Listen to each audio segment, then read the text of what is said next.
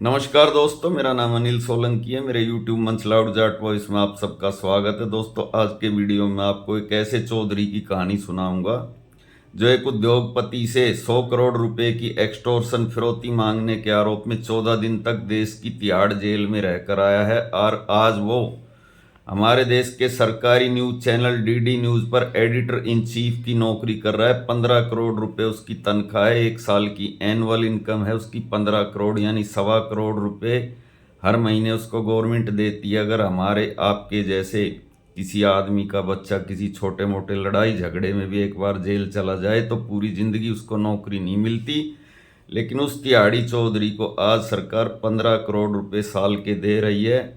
झूठ परोसने के लिए डीडी न्यूज़ पर बैठकर उसका ये ट्रैक रिकॉर्ड रहा है। वो जिस भी चैनल में रहा है वहाँ बैठकर उसने इस देश को झूठी सूचनाएं दी हैं। सुबह से शाम तक जब भी वो टीवी पर आता है उसके मुंह से केवल झूठ और सरकार की चमचागिरी के अलावा और कोई बात नहीं निकलती। जी हाँ, मैं बात कर रहा हूँ सुधीर चौधरी नाम के उस तिहाड़ी पत्रकार की, जिसका जन्म 1973 में हरियाणा के पलवल जिले के एक जाट परिवार के अंदर हुआ था। इस मरी हुई आत्मा के चौधरी की पूरी डिटेल में अभी आपको बताऊंगा। इसने अपने पत्रकारिता के जीवन की शुरुआत 1993 में जी न्यूज़ से नौकरी करके करी। उसके बाद में ये अनेकों चैनलों में रहा। सहारा इंडिया में रहा, इंडिया टीवी में रहा और लाइव इंडिया नाम के एक चैनल पर ये प्रधान संपादक भी रहा।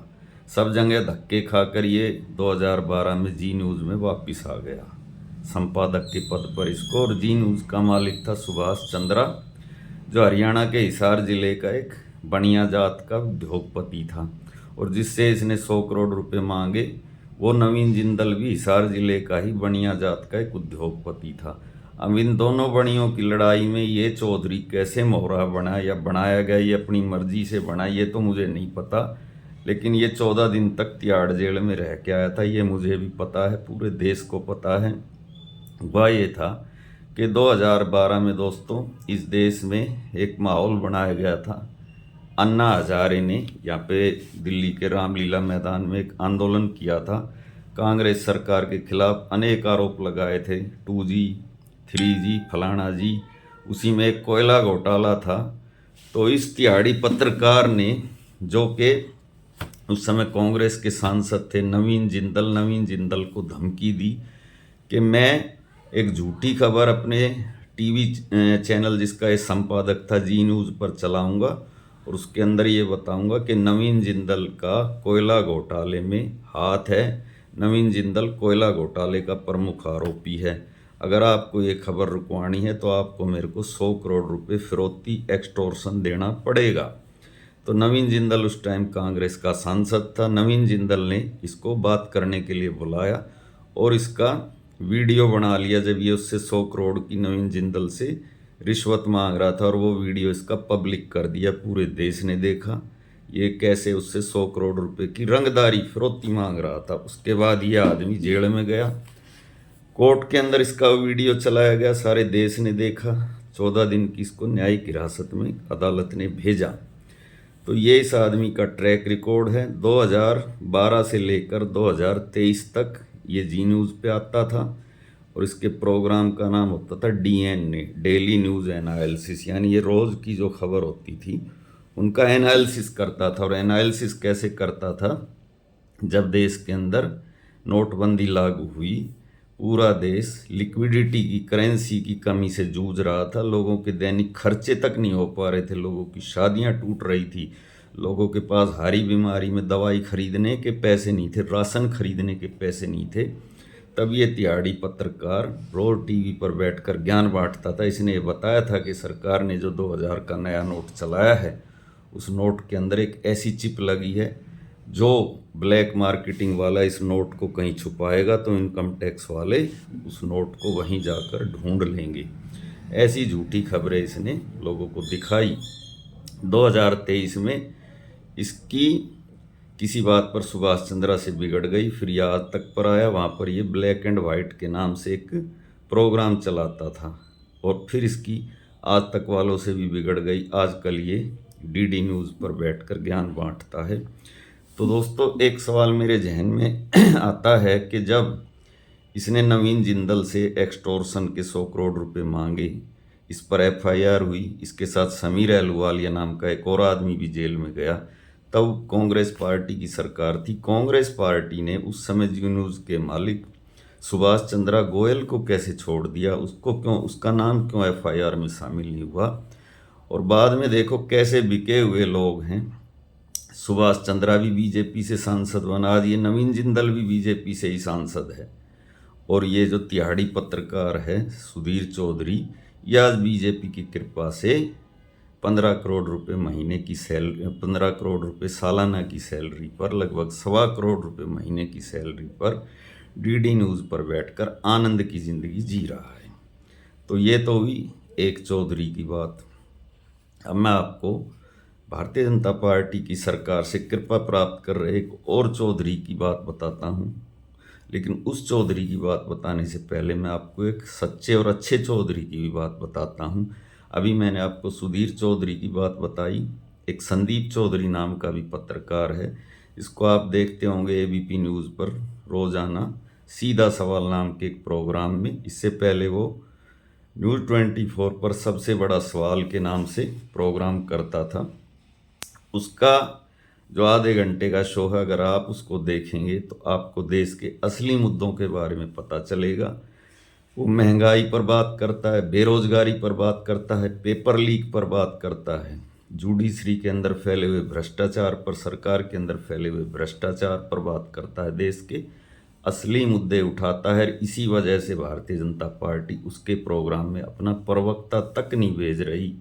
भारतीय जनता पार्टी ने उसके प्रोग्राम का बायकॉट कर रखा है। उसके प्रोग्राम में जो भारतीय जनता पार्टी का पक्ष रखता है वो राजनीतिक विश्लेषक का चोला पहन कर आता है या भारतीय जनता पार्टी के किसी सहयोगी दल का प्रवक्ता होता है।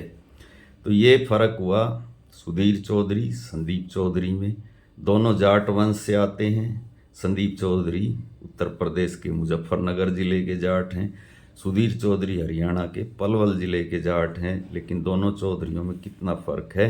अब मैं आपको एक और चौधरी का किस्सा सुनाता हूं जो मुजफ्फरनगर जिले का चौधरी है, जिसका नाम अनुज चौधरी है। और इस अनुज चौधरी को बचाने के लिए अभी अभी सरकार ने एक जज की बलि ली है, सीजेएम चीफ जुडिशियल मजिस्ट्रेट, जिसका नाम है विभांशु सुधीर।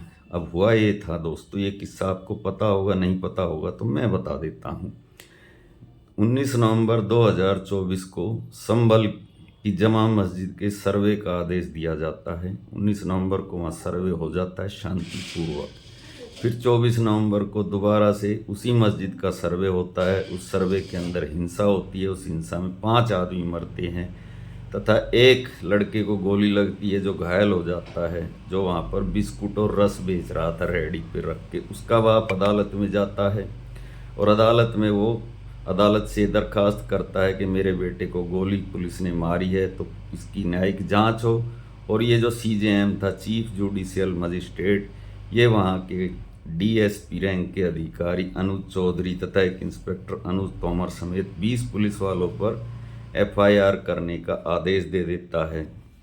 13 जनवरी 2026 को जो जिले के पुलिस कप्तान होते हैं एसपी कृष्ण कुमार बिश्नोई, वो बयान देते हैं कि एफआईआर नहीं होगी क्योंकि इसकी जुडिशियल इंक्वायरी हो चुकी है। 20 जनवरी 2024 को सीजेएम विभांशु सुधीर का तबादला कर दिया जाता है दूसरी कोर्ट में, क्योंकि 22 जनवरी तक इसके ऊपर एफआईआर दर्ज करने की डेट थी। तो इसके पीछे का कारण क्या है दोस्तों, जो एक जूनियर रैंक के अधिकारी जिसका नाम है अनुज चौधरी, उसको बचाने के लिए सरकार ने एक जज का ही तबादला कर दिया। उसके पीछे की असली वजह है कि ये जो अनुज चौधरी है ये सरकार का बहुत ही प्यारा अफसर है, क्योंकि ये नौकरी पुलिस की करता है, तनख्वाह भी सरकारी खजाने से लेता है, लेकिन ड्यूटी बजाता है मुख्यमंत्री योगी आदित्यनाथ की भारतीय जनता पार्टी की विचारधारा को पुष्पित पल्लवित करता है। जैसे पुराने ज़माने में जमींदार के लठैत होते थे, ऐसे योगी आदित्यनाथ के लठैत की तरह से व्यवहार करता है। एक बार किष्किंधा यात्रा के अंदर ये पुलिस की वर्दी में गदा लेकर चला था तथा इसने ये भी बयान दिया था कि जिसको हमारे होली के त्यौहार से परेशानी वो अपने घर में रहे, क्योंकि जुम्मा तो साल में सैकड़ों बार आता है, हमारी होली एक ही बार आती है। हो सकता है कि उसका ये बयान कुछ लोगों को अच्छा लगा हो। ये भी बात सच है कि अनुज चौधरी जिस मुजफ्फरनगर ज़िले से आता है वो सांप्रदायिकता के लिहाज से बहुत ही सेंसिटिव ज़िला है। हो सकता है अनुज चौधरी के दिमाग में भी हिंदू मुस्लिम की भावना हो और वो योगी जी की विचारधारा से प्रभावित भी हों, लेकिन पुलिस की वर्दी पहनने के बाद आदमी को संविधान की ड्यूटी बजानी होती है, किसी राजनीतिक दल या किसी विचारधारा की नहीं। तो दोस्तों, ये मैंने आपको कुछ ऐसे चौधरियों के किस्से सुनाए जो सरकार की कृपा से आज फल रहे हैं, फूल रहे हैं। अब मैं आपको एक ऐसे चौधरी का किस्सा बताता हूँ जिसने अपनी विचारधारा से समझौता ना करके इस देश के सबसे बड़े पद, प्रधानमंत्री के पद को ठुकरा दिया था। जी हाँ, मैं बात कर रहा हूँ चौधरी चरण सिंह की। 1979 में कांग्रेस पार्टी के समर्थन से चौधरी चरण सिंह इस देश के प्रधानमंत्री बने थे। इंदिरा गांधी ने उनसे एक ही बात कही थी कि अगर आपको अपनी सरकार 2.5 साल चलानी है तो आपने जो मेरे ऊपर मुकदमे कायम किए हैं वो सारे मुकदमे आपको वापस लेने पड़ेंगे। चौधरी साहब ने ये कह दिया था कि सरकार 1 दिन चले या 10 दिन चले या 10 दिन भी ना चले, जो मुकदमे कायम है वो मुकदमे अपनी जगह कायम रहेंगे। और उसी वजह से वो सरकार 2-3 हफ्ते में इंदिरा गांधी ने गिरा दी थी। अगर चौधरी साहब भी चाहते तो पूरे 2.5 साल वो इस देश के प्रधानमंत्री रह सकते थे। तो मेरा ऐसा मानना है, असली चौधरी वो होता है जो धारा के विपरीत तैरता है, और वो नकली चौधरी होते हैं जो धारा के साथ तैरते हैं, क्योंकि धारा के साथ तो मुर्दे भी बहते हैं और धारा के विपरीत ही जिंदा दिल इंसान तैरते हैं या तैर सकते हैं। इसी के साथ मैं आपका भाई अनिल सोलंकी आज का वीडियो यहीं पे समाप्त करता हूं। दोस्तों, वीडियो कैसा लगा कमेंट करके बताना। अच्छा लगा तो अपने ग्रुप में शेयर करना, लाइक करना, कमेंट करना। जो भाई अभी अभी चैनल से जुड़े हैं वो चैनल को सब्सक्राइब करना, ज्वाइन करना, तथा जो भाई मेरी आर्थिक मदद करना चाहते हैं वो कृपया इस QR कोड को स्कैन करें। इस QR कोड को स्कैन करके आप लोग जैसी आपकी इच्छा हो वैसा आर्थिक सहयोग मुझे दे सकते हैं, क्योंकि आपका आर्थिक सहयोग मुझे मजबूत करता है, मोटिवेट करता है अगला वीडियो बनाने के लिए। मिलते हैं अगले वीडियो में भाइयों, आपका दिन शुभ हो। धन्यवाद।